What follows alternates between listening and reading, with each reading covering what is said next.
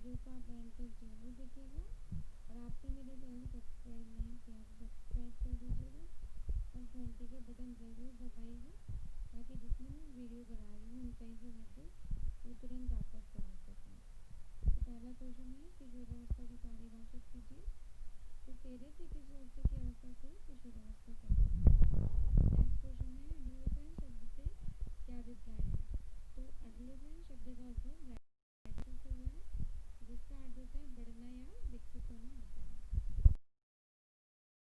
तो कितने भागों में बांटा जाता है।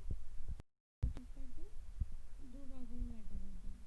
पहली होती है पूर्व किशोरावस्था, जो 13 से 16 वर्ष तक होती है, और सेकंड होती है उत्तर किशोरावस्था, जो 17 से 21 वर्ष तक होती है।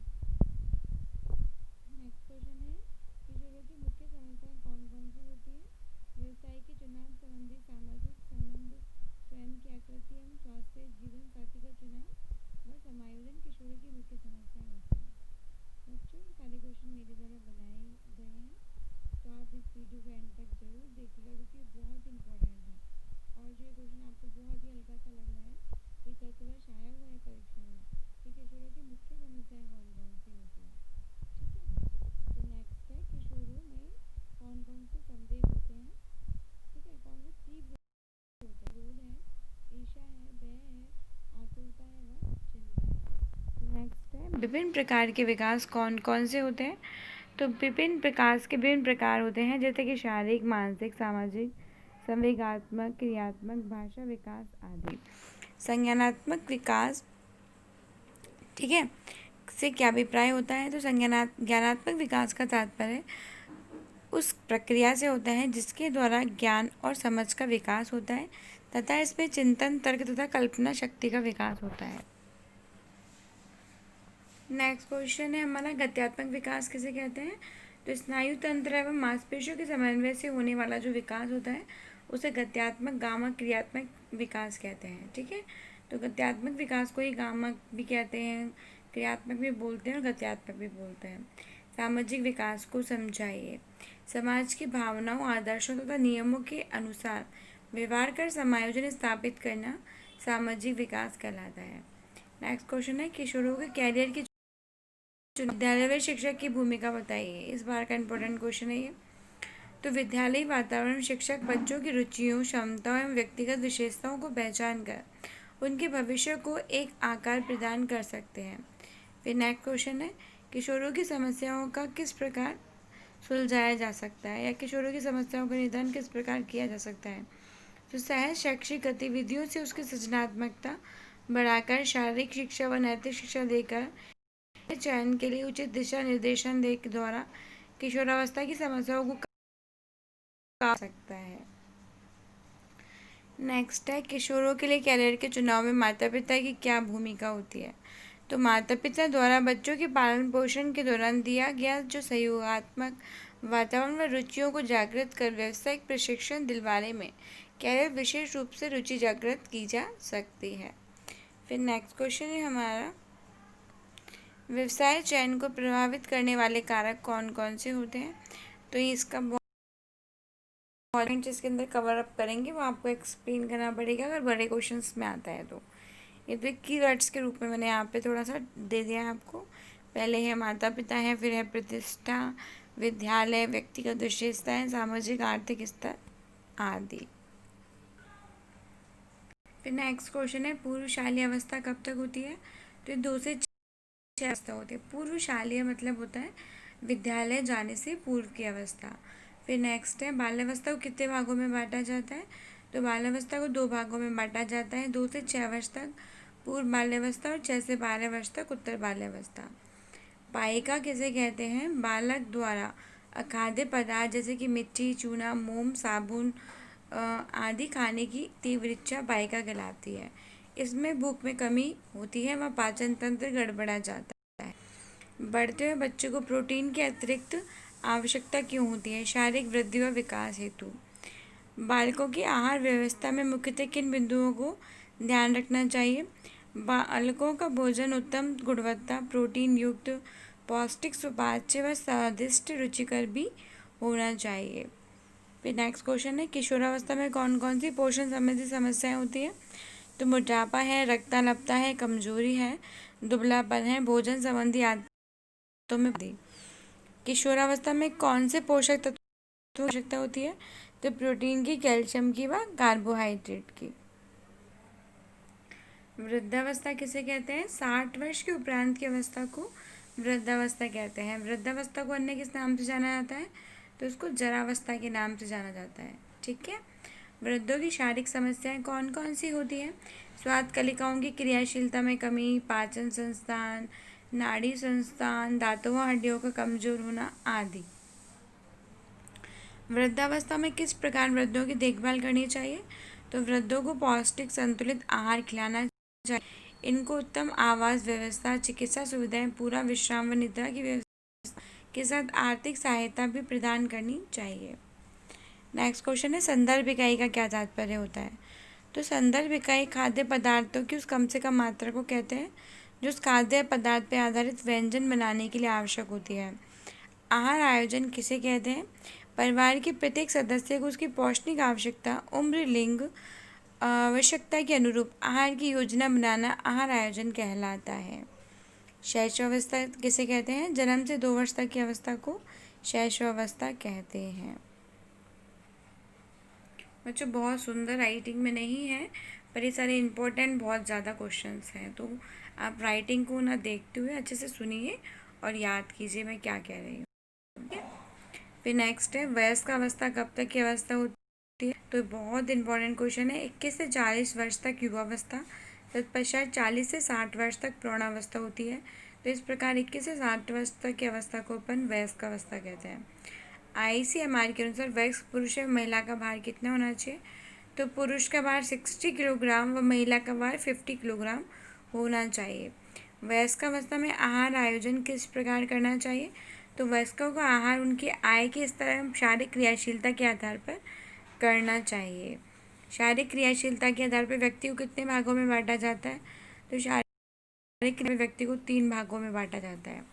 ठीक है, अधिक मध्यम क्रियाशील और कम क्रियाशील। और उच्च आय वर्ग के आधार पे कितने भागों में बांटा जाता है? आय वर्ग के आधार पर भी 3 भागों में बांटा जाता है, उच्च आय वर्ग, मध्यम आय वर्ग और निम्न आय वर्ग। ठीक है, तो क्वेश्चन आ रहा है अपने सामने, कम आय वर्ग वाले व्यक्ति किस प्रकार अपने भोजन को पौष्टिक बना सकते हैं? तो कम आय वर्ग के व्यक्ति अनाजों व दालों का मिश्रितकरण करके, अंकुरित करके, मौसमी फलों और सब्जियों को आहार में समावेशित करके कम खर्च में भी पौष्टिक आहार प्राप्त कर सकते हैं। नेक्स्ट है, वयस्कों की कौन कौन से पोषक तत्वों की अतिरिक्त आवश्यकता होती है? ये जनरल प्रोटीन न्यूट्रिएंट्स हैं जो सभी को होते हैं। एग्ज़ाम में आए तो आप सब में भी लिख सकते हैं अगर किसी का भी पूछा जाए। तो प्रोटीन की आवश्यकता सबको होती है, कार्बोहाइड्रेट सबको चाहिए और फाइबर, रेशा भी चाहिए। अब भाई वयस्कों को इसलिए चाहिए मजबूत करने के लिए रेशे, वृक्षांश आदि की आवश्यकता होती है। नेक्स्ट है, वृद्धावस्था में ऊर्जा की मांग कम क्यों हो जाती है? तो आधारी उपापचय दर व शारीरिक क्रियाशीलता में कमी के कारण वृद्धावस्था में प्रोटीन की मांग क्यों बढ़ जाती है? ये भी इम्पोर्टेंट क्वेश्चन है। देखिए, क्वेश्चन ऐसे ही आएंगे, सीधे नहीं पूछा जाता, घुमा करके वो पूछ सकता है। ठीक है, तो वृद्धावस्था में तंतुओं की टूट फूट की प्रक्रिया अधिक होती है, अतः मरम्मत व शरीर के हेतु प्रोटीन की आवश्यकता होती है। गर्भावस्था कब तक की अवस्था होती है?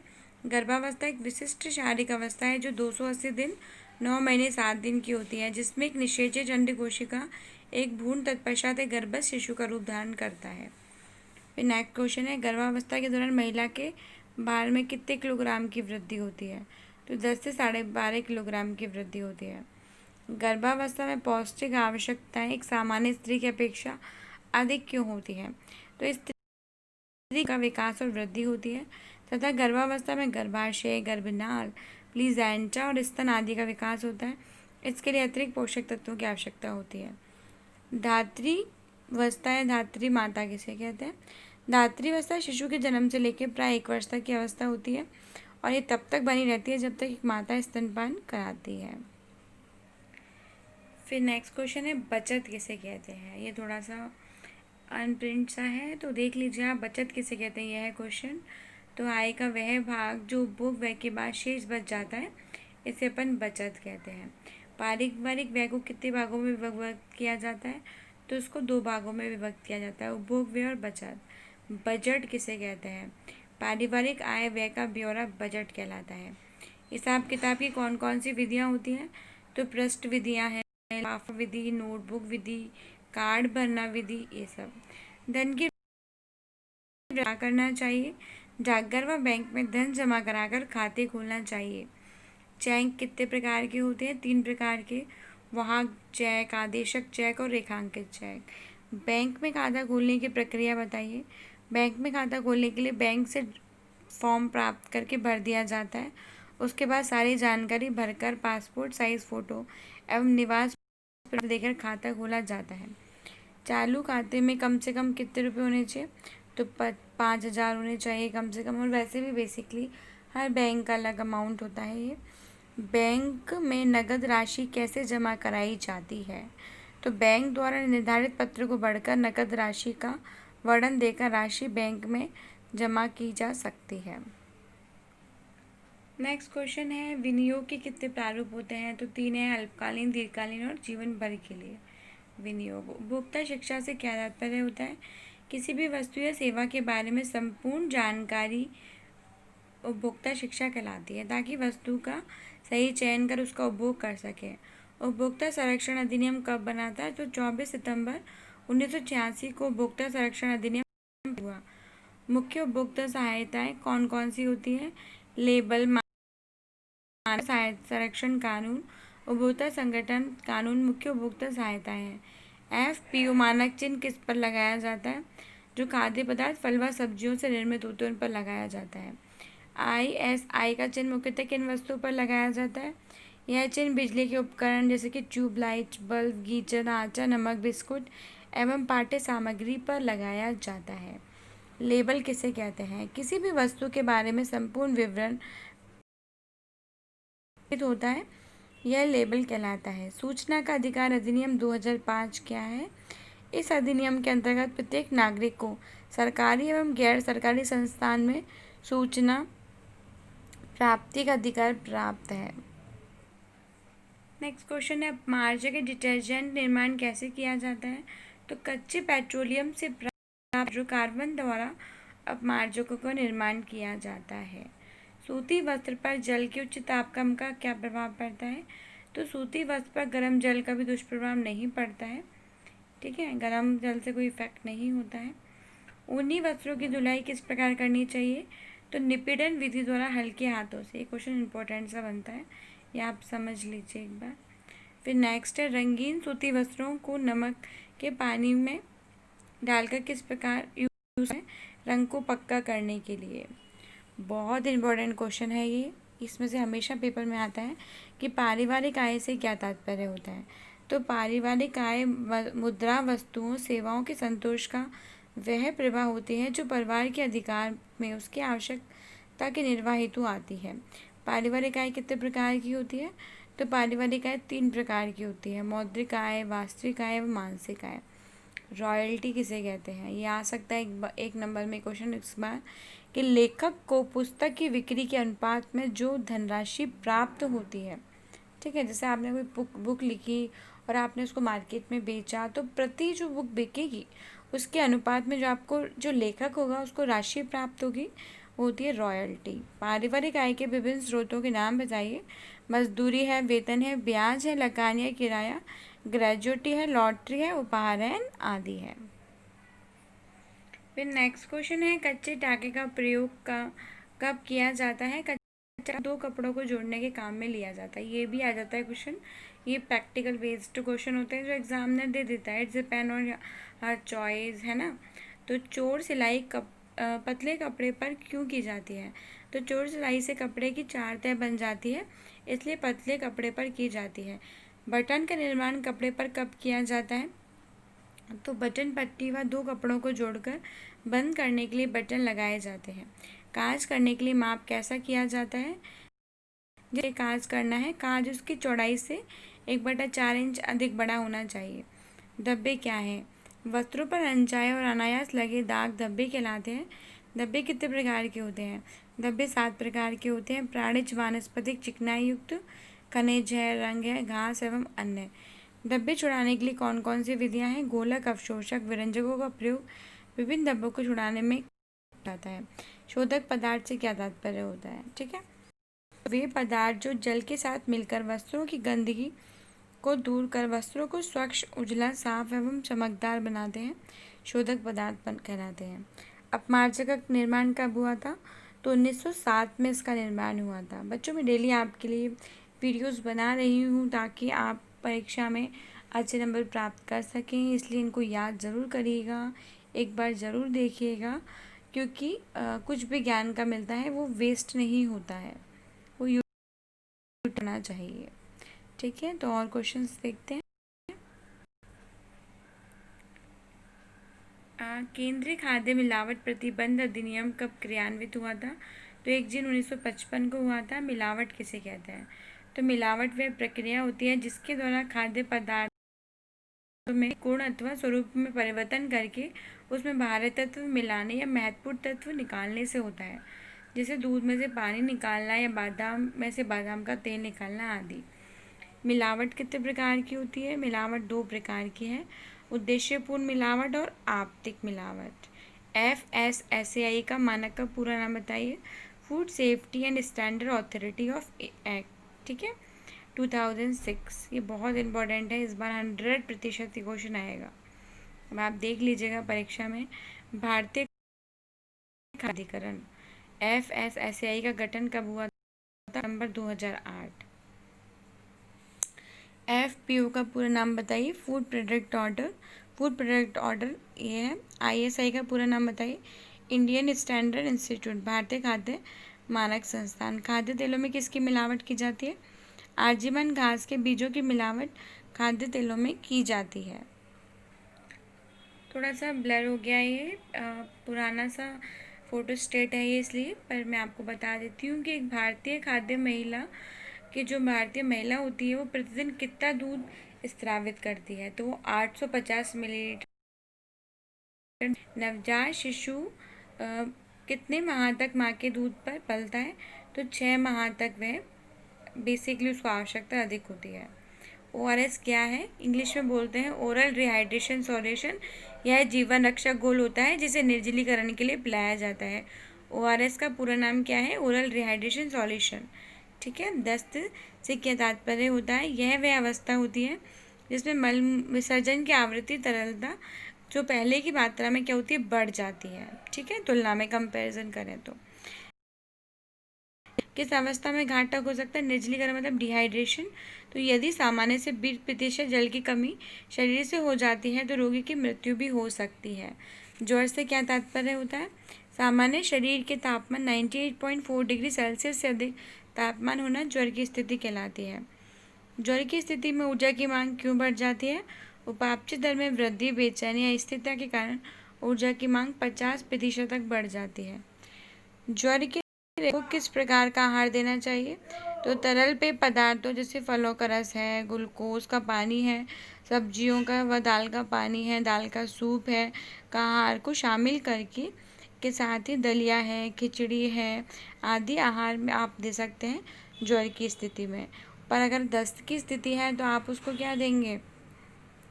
साबुत अनाज नहीं देते हैं दस्त की स्थिति में, जैसे कि दलिया है, ये साबुत अनाज वाली खिचड़ी है, ये सब रिस्ट्रिक्टेड होता है। हाई कंटेंट ऑफ फाइबर, रेशा है, वो आपको नहीं देना देते हैं तो हानिकारक होता है। तो अपन को जो दस्त की स्थिति होती है उसमें आपको साबुत अनाज न दे करके बिना छिलके वाले अनाज देने चाहिए। दाल का पानी दे सकते हैं आप, सूप आप दे सकते हैं, ये सब आप दे सकते हैं। दही दीजिए, चावल दीजिए, खिचड़ी बना के दीजिए, ये सब आपको दे देना चाहिए। और मैश करी हुई चीज़ें भी आप दे सकते हैं, जैसे कि मैश करा हुआ आलू है, ये सब आप दे सकते हैं। तो बच्चों, इस वीडियो में जो भी मैंने आपको इम्पोर्टेंट क्वेश्चंस बताए हैं वो आपकी परीक्षा में जगह। और आज मैं आपको बता रही हूँ एक इम्पॉर्टेंट क्वेश्चन जो आपको बोर्ड के पेपर में 100% मिलने वाला है। तो वो क्वेश्चन है आपका कि शोरावस्था की कोई सी भी अवस्था में से एक क्वेश्चन आपको पेपर में मिलने वाला है। ठीक है।